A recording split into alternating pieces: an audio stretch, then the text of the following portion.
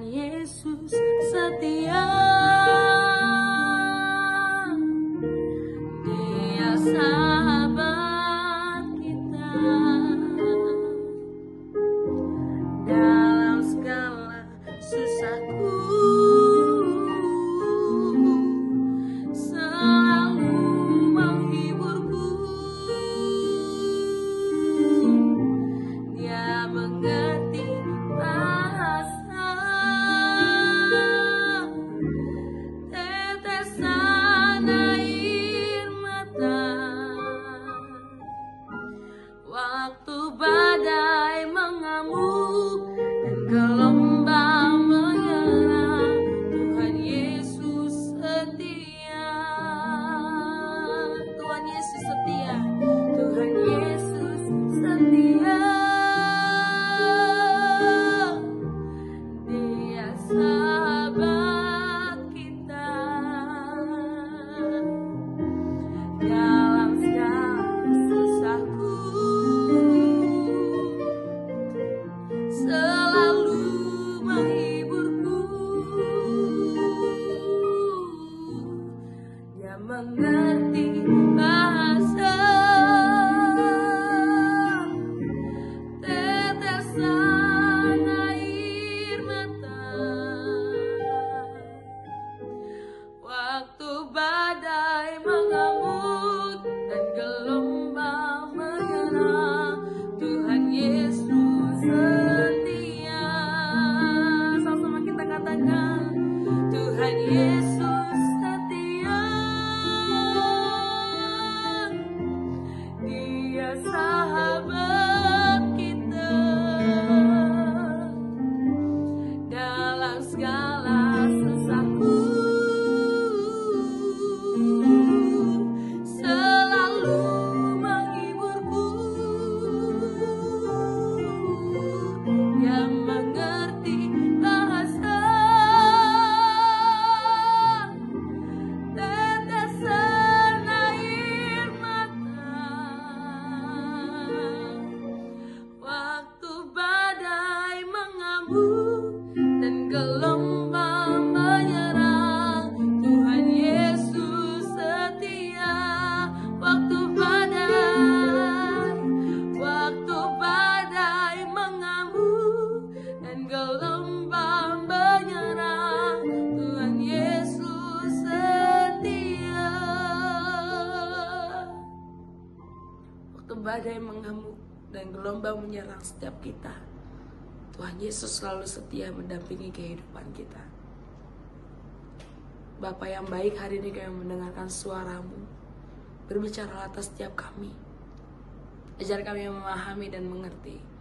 Dalam nama Tuhan Yesus kami berdoa dan mengucap syukur. Haleluya. Amin. Shalom Bapak Ibu dan Saudara-saudari, kita berjumpa kembali dalam perenungan intim dengan Allah, yang pada kesempatan ini akan membahas mengenai menyadari pengampunan Allah. Firman Tuhan yang akan kita pelajari bersama terdapat pada kitab Matius 18, ayatnya yang ke-21 sampai dengan ayatnya yang ke-35. Berikut adalah firman Tuhan di dalam Matius 18, ayatnya yang ke-21 sampai dengan ayatnya yang ke-35. Perumpamaan tentang pengampunan. Kemudian datanglah Petrus dan berkata kepada Yesus, Tuhan, sampai berapa kali aku harus mengampuni saudaraku jika ia berbuat dosa terhadap aku? Sampai 7 kali? Yesus berkata kepadanya, bukan, aku berkata kepadamu, bukan sampai 7 kali, melainkan sampai 70 kali 7 kali. Sebab hal kerajaan surga seumpama seorang raja yang hendak mengadakan perhitungan dengan hamba-hambanya. Setelah ia mulai mengadakan perhitungan itu, dihadapkanlah kepadanya seorang yang berhutang 10.000 talenta. Tetapi karena orang itu tidak mampu melunaskan hutangnya, raja itu memerintahkan supaya ia dijual beserta anak istrinya dan segala miliknya untuk pembayar hutangnya. Maka sujudlah hamba itu menyembah dia, katanya, sabarlah dahulu, segala hutangku akan kulunaskan. Lalu tergeraklah hati raja itu oleh belas kasihan akan hamba itu, sehingga ia membebaskannya dan menghapuskan utangnya. Tetapi ketika hamba itu keluar, ia bertemu dengan seorang hamba lain yang berhutang 100 dinar kepadanya. Ia menangkap dan mencekik kawannya itu, katanya, "Bayar utangmu."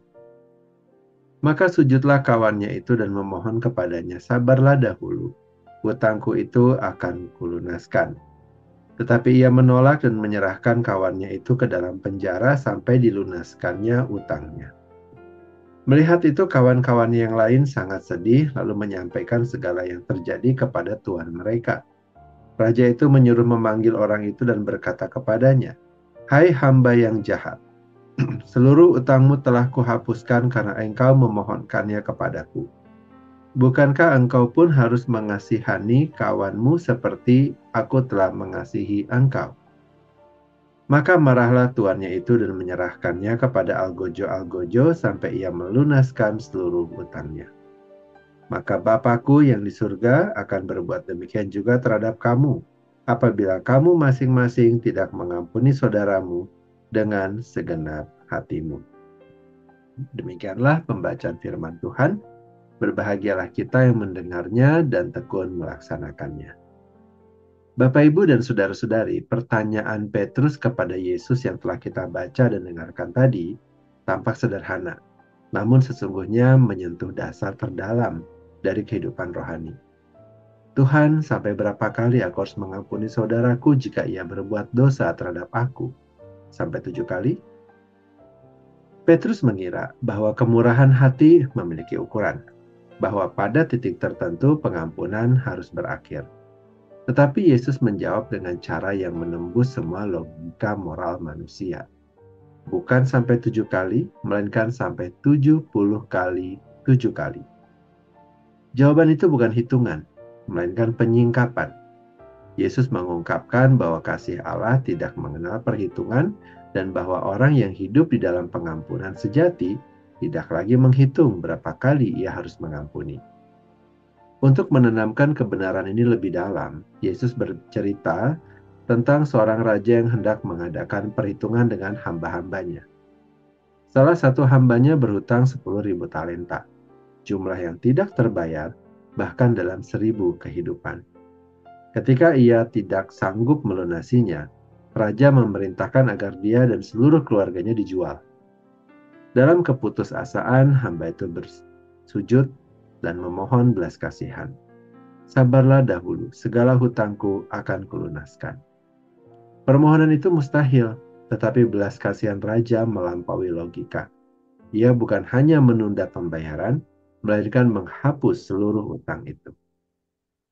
Di sini Yesus memperlihatkan wajah Allah, raja yang penuh belas kasihan, yang tidak menuntut manusia membayar dosa mereka, tetapi membebaskannya oleh kasih karunia semata. Namun ironi terjadi, hamba yang baru saja menerima pengampunan utang tidak terhingga itu keluar dan bertemu kawannya yang berhutang 100 dinar, jumlah yang kecil bila dibandingkan dengan apa yang baru saja diampuni darinya. Dengan keras, ia mencekik kawannya sambil menuntut, "Bayar utangmu."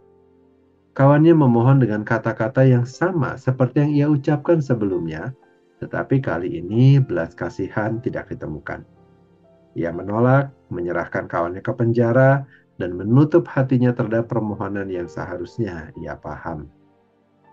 Bapak, Ibu, dan saudara-saudari, Yesus menghadirkan kisah ini bukan sekedar untuk menggambarkan kejahatan moral, tetapi untuk mengungkap kebutaan rohani. Orang yang tidak mengampuni sesamanya adalah orang yang belum menyadari betapa besar pengampunan yang telah ia terima dari Allah. Ia menikmati kasih karunia, tetapi tidak membiarkan kasih karunia itu mengubahnya. Ia menerima belas kasihan, tetapi tidak membiarkannya mengalir keluar. Ia adalah gambaran dari manusia yang tahu tentang kasih Allah di kepala, tetapi belum pernah merasakannya menembus hati. Raja dalam perumpamaan itu akhirnya memanggil hamba yang jahat itu dan berkata, "Seluruh utangmu telah kuhapuskan karena engkau memohonkannya kepadaku. Bukankah engkau pun harus mengasihi kawanmu seperti aku telah mengasihi engkau?" Inilah inti dari kehidupan Kristen. kasih karunia yang diterima harus menjadi kasih karunia yang diberikan. Pengampunan Allah bukan hanya membebaskan kita dari hukuman, tetapi juga memanggil kita untuk menirunya dalam belas kasihan. Orang yang menyadari pengampunan Allah tidak bisa lagi hidup dengan hati yang keras. Karena setiap kali ia memandang salib Kristus, ia melihat utang yang tak terbayar telah dihapuskan oleh darah Anak Allah. Bapak, Ibu, dan saudara-saudari, menyadari pengampunan Allah berarti menyadari siapa kita di hadapannya. Bahwa kita adalah hamba yang tidak memiliki apapun untuk dibanggakan. Bahwa setiap hari kita hidup oleh belas kasihan yang tidak layak kita terima. Mengampuni tidak pernah mudah. Terkadang luka terasa terlalu dalam. Dan keadilan seolah menuntut balasan. Namun Yesus tidak memerintahkan kita untuk mengampuni dengan kekuatan manusiawi, melainkan dengan kekuatan kasih yang bersumber dari salib. Di sana kita menemukan alasan dan kemampuan untuk mengampuni. Karena Kristus telah lebih dahulu mengampuni kita. Setiap kali kita melepaskan dendam, kita sedang meneladani Dia yang digantung di kayu salib dan berkata, "Ya Bapa, ampunilah mereka."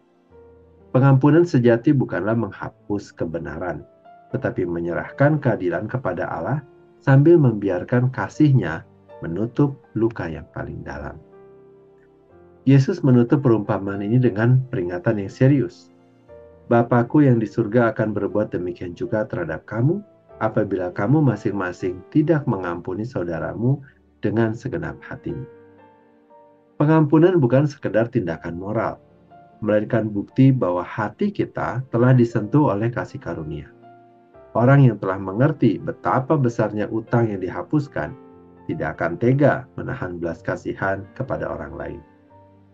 Kiranya kita senantiasa mengingat bahwa setiap pagi kita berdiri di hadapan Allah bukan sebagai orang yang benar karena perbuatan kita, tetapi sebagai orang berdosa yang diampuni. Dari kesadaran itu mengalir kekuatan untuk mengampuni orang lain dengan segenap hati. Sebab pengampunan yang sejati bukan sekedar tugas, tetapi kesaksian bahwa kasih karunia telah mengubah kita. Dan ketika dunia melihat umat Allah mengampuni di tengah luka, mereka akan melihat sekilas wajah Kristus. Dia yang telah menghapus utang kita 10.000 talenta, agar kita pun rela menghapus 100 dinar dari kesalahan sesama kita. Mari kita berdoa. Bapa yang baik, kami berterima kasih dan bersyukur kepada Tuhan atas firman Tuhan dan perenungan yang telah kami dengarkan pada hari ini, yang kembali mengingatkan kami bahwa melalui Kristus Engkau telah menghapus utang dosa kami yang tidak terhitung nilainya. Tetapi kami juga mengakui bahwa kami pun sering mudah menerima belas kasihan, tetapi lambat dalam mengampuni. Ampunilah kami ya Tuhan dan ubahkanlah hati kami, agar kasih karunia yang telah kami terima dari Tuhan tidak berhenti dalam diri kami, melainkan juga diteruskan kepada orang lain dalam bentuk pengampunan dan belas kasihan kepada sesama. Terima kasih Bapa, kini kami kembali memohonkan kepada Tuhan. Kiranya Engkau memberkati kami dengan segala kebaikan dari Allah Bapa, cinta kasih dari Tuhan Yesus Kristus, serta persekutuan dengan Allah Roh Kudus yang menyertai kami, sampai kedatangan Tuhan yang kedua kali menjemput setiap kami. Terima kasih Bapa, dalam nama Tuhan Yesus kami berdoa. Amin. Demikianlah pembacaan firman Tuhan dan perenungan intim dengan Allah pada kesempatan ini. Sampai bertemu kembali di dalam perenungan intim dengan Allah berikutnya. Tuhan Yesus memberkati.